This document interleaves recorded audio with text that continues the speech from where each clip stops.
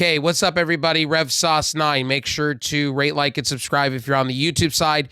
If you're on my other sides, make sure to be following, liking, commenting. I would appreciate that, if especially on Rumble and on my Facebook. I would appreciate that. So here's some announcements. We're going to be covering WWE's main event tonight for Saturday, May 24th, 2025. I got a lot to talk about. This show was their better show. I will say Saturday night's main event was better than SmackDown this week to me. And I went into it they kind of furthered some storylines.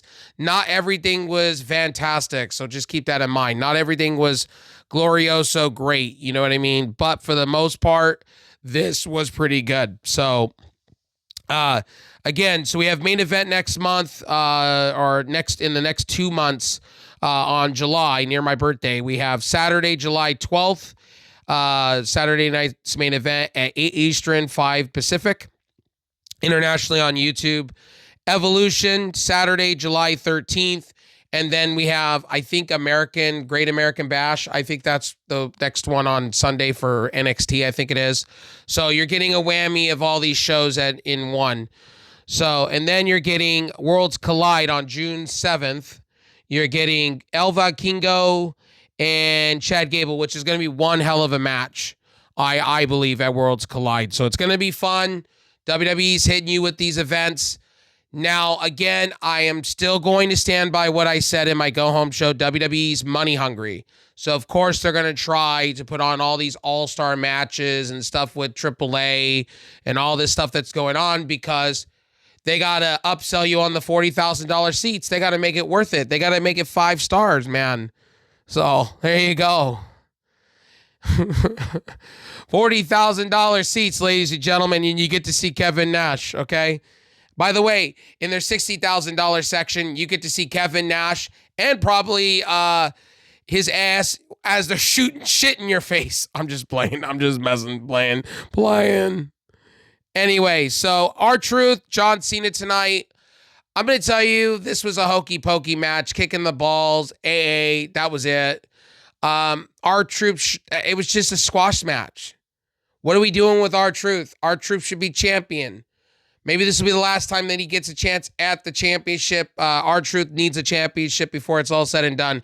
He's too good not to have a championship belt on him. I feel the same way about Dustin Rhodes, and AEW did the right thing putting Ring of Honor gold around him, or silver, however you prefer. But this match here, I'm going to be honest with you guys, it was very, very, very hokey pokey. Was the downside of the night. I really enjoyed Selena Vega match with her service and Chelsea Green. I enjoyed it. Chelsea Green sold moves. There was a couple of botches here and there, but I did enjoy the match as a whole. So, take it as you will. Big Bronson Reed being part of Seth Rollins' staple with Paul Heyman. Best for business. They're setting up a bloodline. I'm cool with that. I'm excited about that. I'm happy about that. So, yeah, let's get into the rest of the tonight. Again, we had Sami Zayn and CM Punk. Really good match. I have no complaints about it outside of some of the camera angles at the end. And Sami Zayn pulling the tell of time, man, off the rope, doing some cool shit. I was pretty excited about that. El Generico coming back. Pulling the stop. CM Punk pulling some moves that he hasn't done in a minute. And then we had big Bronson Reed out of nowhere in the corner in the camera angle. So I was watching it on YouTube, right? I was with the international audience because I don't want to watch commercials.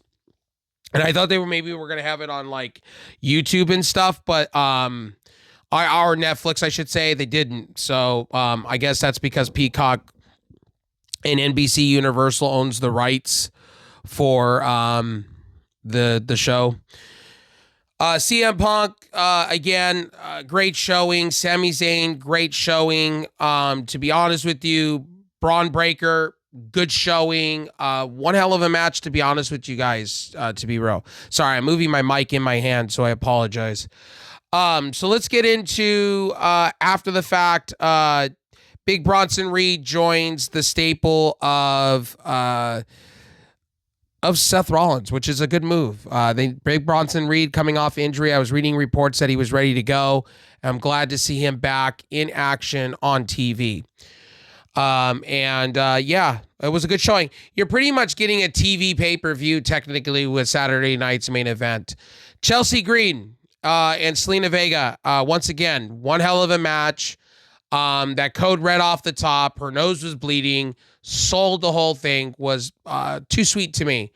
These two can go all day long, and I will be royally entertained. Her service couldn't come in and interfere. Couple of botched 619s, and then there was a botch move. But overall, I was entertained and stuff like that. Again, WWE at the very beginning of the show, they had Joe Testator and Jesse the Body Ventura, which why are we going with nostalgia vibes? We had Jimmy Hart in the audience as well with the Bushwhackers, and we had a few, new generation don't know who these people are. So, I mean, why are we doing it? Saturday night's main event should be different to me. Should be more new age, but I get they're going with the old school vibe. Logan Paul and Jey Uso. It was a good match for what it was. It's great to see Cody Rhodes back. Cody Rhodes looks like $1 million. They were keeping him off TV for a while, letting him heal up. He kind of was talking about vacationing and taking a little bit of a hiatus.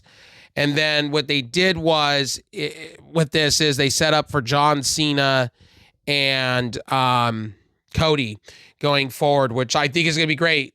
I think they're going to lead into that into SummerSlam, because then after that, you only really have 4 months left.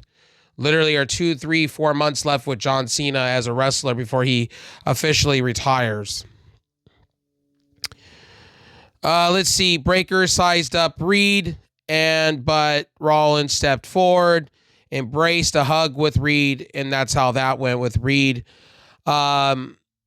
Seth Rollins, I'm going to tell you, I'm kind of liking it. I'm kind of digging it. I'm kind of digging the vibes, to be honest with you.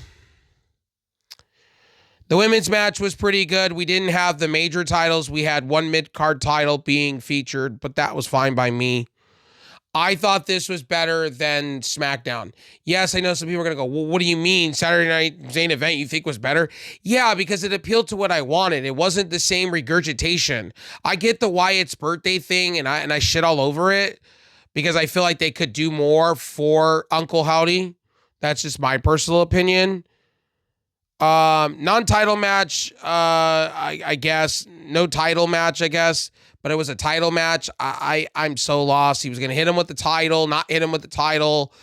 John Cena came out and won with a low blow. 1, 2, 3. R-Truth looked like a jobber throughout the match. This was the downside of what WWE does, to be honest with you guys. I'm not a big fan of WWE doing this kind of stuff. Like, what's the point of putting R-Truth there if he's not going to win? If you're going to give R-Truth something, you might as put him in a United States title. You might as put him somewhere where he can succeed with his character. Here it ain't it, Chief. John Cena defeats R-Truth. And some people are going to say, well, this is cinema, or this is old school WWE in its finest. And it's like, no, John Cena's run has been terrible. Who are you trying to fool, and who are you trying to oppress with this? Backstage, Jey Uso and Cena faced off. Cena basically title versus title down the line. Is that what we're doing with Jey Uso? Title versus title, I guess that's what they're going for.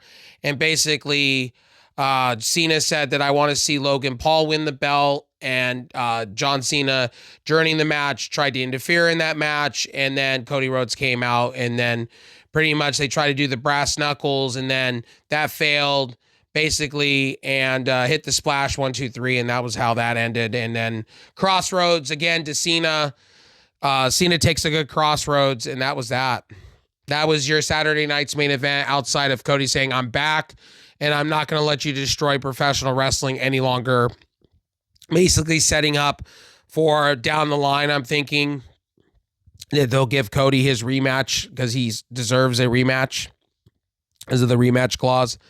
It's going to be interesting on SmackDown because SmackDown's kind of the weak show during the week. They're building Raw back up. I'm wondering where they're going to put Roman in all this. Roman's got to come back and do something with this new Seth Rollins Testament group or whatever they're calling it. I'm assuming they're going to get a group eventually. Logan, or it's going to be called like probably Seth Disciples or something.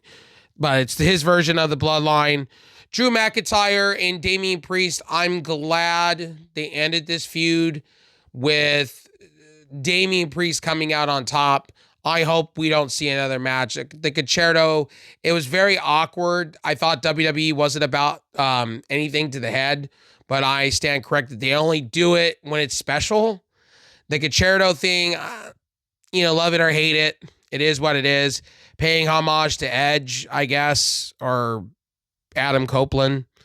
Damian Priest beating Drew McIntyre. Drew McIntyre tried to go for a Claymore, failed, and then South of Heaven, and then he went and put his head down and hit him with a concerto, walked out the freaking thing. I'm with Jesse the Body. It was a little bit cringe for me, and then they're like calling all these medical staff and everybody around. It's like, it was cringe-worthy to me.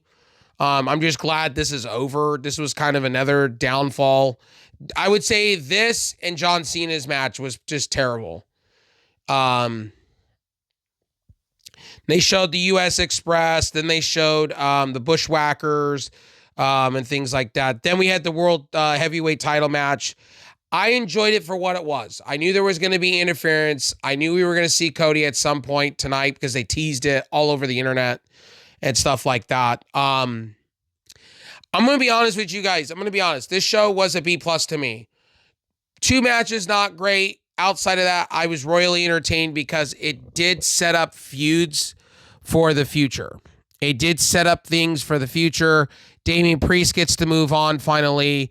Jey Uso gets to move on, which I think we're getting a tag match at Money in the Bank. I guess that's automatically confirmed, at Money in the Bank. Logan Paul and John Cena versus Jey Uso and, Cody Rhodes next month. So we're getting that in Los Angeles, which is cool. I'm still disappointed with WWE. All this week, WWE's been taking L's. The show was average. It was like a B+, B- show. I wasn't mad. In fact, they needed to bring back Cody because John Cena's run has been garbage. With that title, has been garbage. They got to take the belt off of him at this point because he can't go. John Cena just can't go right now. It's showing he's gassed. He's doing 3 moves, maybe 2, doing some wacky, hokey heel moves, and he looks exhausted. He looks gassed. R-Truth was outclassing him here with more, and I really thought for a second there, maybe they would give R-Truth the belt for a minute just to troll everybody, and then, but I didn't know it was a non-title match. It was kind of ridiculous. What was the point of all the vignettes? What was the point of R-Truth coming out for back-to-back weeks? You made it out to be a title match, WWE, and then turn around. They call it a Priest delivered a concerto, but I guess Jesse Ventura didn't like it so much. I guess that's gonna be it for my review. I mean, there's nothing more that I need to touch base with you guys on. The fact outside that Worlds Collide, we're getting El Fankingo and Chad Gable, and then we're getting Evolution, and we're getting another main event, Saturday night's main event. Tomorrow we have Battlegrounds, Joe Henry and Trick Williams. That's going to be an interesting match. Bronson Reed is back, which is good. Cody Rhodes is back. That's good. SmackDown needed some uplift, and Raw needed an uplift. Now, my thing is you're going to have to put that Intercontinental title, you're going to have to put that around Big Bronson Reed. He looks too good. I think Dom is going to lose that title eventually. I think Dom's going to get screwed over by Finn Balor. I really do believe that. Let's see. Is there anything else that I need to see in my notes or out there? No. So tomorrow we have, it's going to be weird. So I'm going to be watching Double or Nothing. And then on the side, I'll probably just have to pull up Best Battlegrounds somewhere on like Netflix or something and pull it up on my laptop one and watch the other somewhere else. So I'm gonna have to figure it out tomorrow and how, or I'll just watch both at the same time, I guess. But yeah, we didn't have any more stuff on the show. I thought they would have added maybe one or two more matches, but I mean, Triple H likes to keep to a time cue, so there you go. Hopefully tomorrow Battlegrounds is good. Hopefully Double or Nothing is good. Hopefully AEW gets the audience left for tickets to be in the arena. Hope they fill that out. The AAA World at WWE, AAA and NXT Worlds Collide is going to be pretty good. Chad Gable, I'm liking what they're doing so far with him and the Americana gimmick. I like that. I do. I think it's funny. Anyway, my name's Rev Sauce. This show was literally a 7.75. I would say B+, B-. Not bad of a show. Anyway, I'll see you guys in the next one. Peace.